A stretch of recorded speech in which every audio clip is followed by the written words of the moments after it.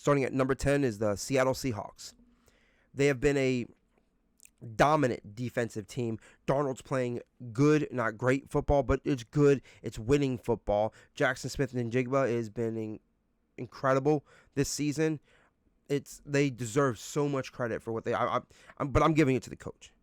Mike Macdonald was our defensive coordinator, and I thought he was incredible. He's slid into this role, and he has established himself as a top young coach in this league. And it's hard for defensive coordinators to transition to that role. You see a lot of defensive coordinators struggle because they don't really have great offensive lines, and there's other aspects of it, just correlations that you don't normally hear them talk about. Like most recently, DeMeco Ryans is probably the best, but you look at the Texans right now. So it's something he should really get credit for with what he's been able to do so far in Seattle in just now a year and 3 games. So Seattle at 10. 9, the San Francisco 49ers.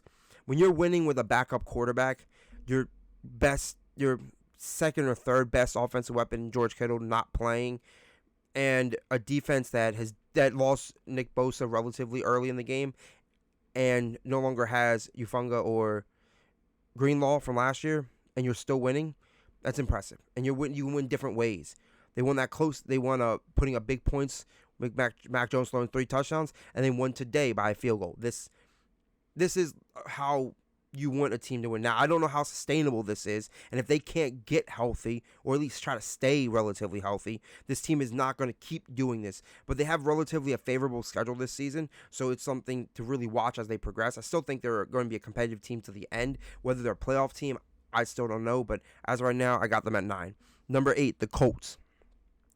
I wanted to put the Colts higher. I had them going through the rankings. I put them at 6. I put them at 7. I thought about maybe 5, but just because they're 3-0, I also have to look at strength of opponents. They dominated the Dolphins. They snuck out of a victory against the Broncos.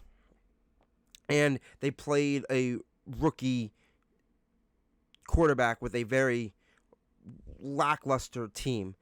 So, I'm not saying the Titans are a bad team. I think they have a pretty good defense, but the Colts are very efficient. They're playing very well, but I don't think they've really played anyone yet. So I think trying to decipher how good they are is so difficult. I think they can win this division. I think they've established that they are better than the Titans. They're probably better than the Jags, and I would say if they met with the Texans, they'll be better than the Texans. So I think this is a team that really can probably win out within their division and really establish themselves as a playoff team. Now, if they win a playoff game, I'm not sure, but I can see them making the playoffs.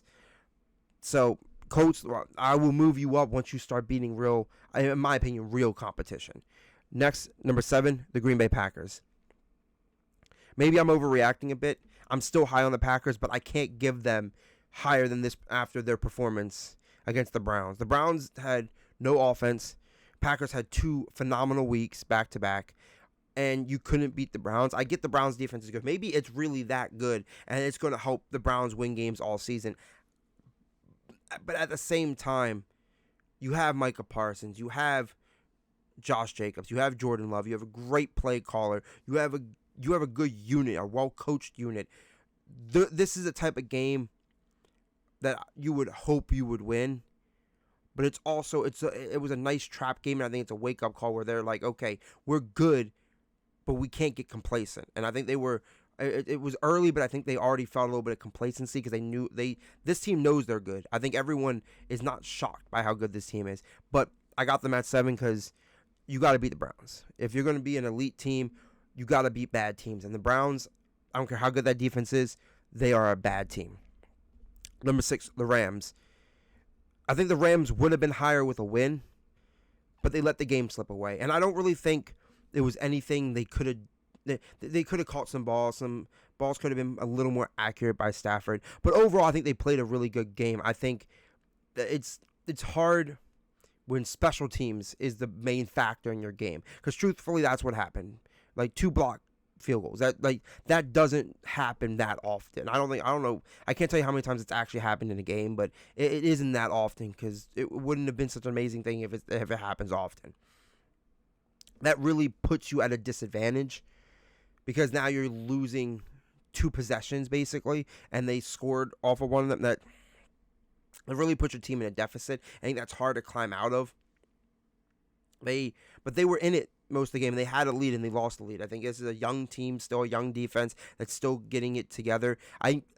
My biggest issue with the Rams going forward is Stafford's health. I think this is a really good team with a young defense that is maybe a year away from being an elite defense, and the receivers are all very talented, but their best receiver is Puka. Now the second best is Devontae Adams, which is not a bad option, but it's a team that I think in offense, in certain key spots, in receiver 2, in quarterback, you're aging a little bit. While your defense is about a year away, does Stafford have another year for you guys to really get things going? Because I don't know if this is a Super Bowl team this year.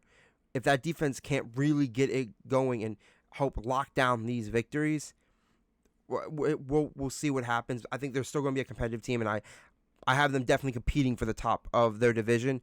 And if they get in the playoffs, I will not look past them getting at least a win in the playoffs. So, Rams at 6. 5, my Baltimore Ravens. I had to drop them. I wanted to put them at 1 or 2 or 3, but I couldn't. I couldn't put them above 2 teams that have already beat them, and they were 2 respectable teams. I think this is I think we have such a great team and a great roster, but we haven't been showing up when we needed to show up. We let a lead slip away with Buffalo, and in this game we got outplayed. So our best game was against the Browns, and even then we started slow. So I think, like I said, this team needs to adjust. It needs to get back. It needs to get that cohesion locked in so we can get the season rolling and get back on track. Like I said, it's going to start in Kansas City. We have to beat Kansas City. If we don't, luckily after Kansas City, I think we got the Texans next. That should be a good game for us. But either way, we got the Texans. I think the Rams after that. Rams are going to be a tough out, and Texans, who knows what they will be at that point. I don't think they'll be any better, but if their offensive line's bad, our pass rush sucks, so who knows. But we're at 5 for right now, with, I think, hopefully a possibility of moving up after a good win in Kansas City, but we'll see. I had the Eagles at 4. I think it didn't look boring this week, I will say that. But their offense is I think this team still leaves a lot to be desired. I like that they got A.J. Brown involved. Devontae Smith was able to score a touchdown. Saquon's still playing well. Hurts looks good. I think this team just, I don't know I think they're a good team. We know they're a good team. They're the defending champs. They're playing like they just won the Super Bowl, so we know what they are. But I think long term, I don't know the future. I don't know how great the Eagles are. I mean, the Rams, I think the Rams let this game slip away, but the Rams could have won this game. They're going to play a lot more competition. They're going to play a lot more games this season. So really seeing how the rest of the season goes for them is going to be very important. But as of right now, they're I think a really good number 4 team in the league, and I think they're still primed to win their division. So not much to say on that. I think they're a good team. I think the season's going to prove how great they are. So Eagles at 4. The Buffalo Bills at number 3. I debated on putting them in any of the top 3 spots. I think they deserved it. I think, once again, strength of competition matters. Beating up on the Jets, beating up on the Dolphins, and Dolphins keeping it close, that's hard. That's hard. Like, it was 2 divisional games good. You're up 2-0 in the division. That's real good for you guys. But at the same rate, strength of opponent always matters, and how you perform in those big key moments. I think the other 2 teams ahead of them have proven just a little more. And it's not much more, but a little bit more. And that leads me into the team that won on Monday Night Football, the Detroit Lions at number 2. And I like I said, I think I've sung their praises enough in the video, so I'm not going to go too deep into the Lions, but they're a great team. Well-coached team. Their coordinators seem to be working even as replacements. Defense plays hard. Got weapons all over the field. It was crazy. I mean, it was like, Laporta got the ball. You got Jameson Williams running. You got Amon-Ra St. Brown doing his thing. You got Gibbs and Montgomery doing their thing. Goff lighting it up. Like, they're 2 young guards playing great. Like, it was great. They really have proven themselves. And like I said, strength of opponents. It was a rough week 1 against Green Bay, but we saw Green Bay get walked by the Browns. They dominated the Chicago, which would have been considered a bad team, but they kind of whooped them, the Cowboys, and then they beat us, the Ravens, which in the past, since we've had Lamar, it's been pretty much for most of our franchise under John Harbaugh has been considered a very good to great team. So I think Lions at number 2 is very respectable for them. While my number 1 spot right now is, is some people are calling him the greatest coach of all time. Colin Cowherd is specifically saying that. I don't know if he is, but the Chargers at 1 definitely is deserving. Holy crap, are they playing great football? Herbert looks like the potential MVP. Maybe that little bit of Hall of Fame talk Harbaugh was talking about.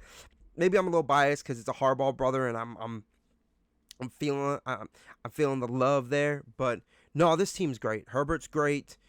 I think they're going to be able to establish a good running game with this young guy. Now, it sucks losing Najee, so you don't have that 1-2 punch. But I think Hampton's going to do well. Keenan Allen brought him back cheaper after he left for a year to go to Chicago. He's playing great. Larry McConkey's still doing good. That defense has a Derwin James, bunch of nobodies, and then Khalil Mack's hurt for 4 weeks. But they still were able to pull out this win, and it can't be understated when you start the season off against your 3 division opponents and you beat them all. You dominate one. It was a nice, good comeback for the other, and it was just an overall great game plan in week 1. So I think this is a team that can go really far this season. I had them winning their division, and I think this is their division to lose at this point. I think that's how good they are. I think they are primed to win this, and if they let it slip through their hands, that's a huge problem. Because there should be no reason they don't make it at least to the playoffs and potentially a number 1 seed. This team is that good. So, like I said, Chargers at 1. That's top 10. That's the top 10 teams going into week 4.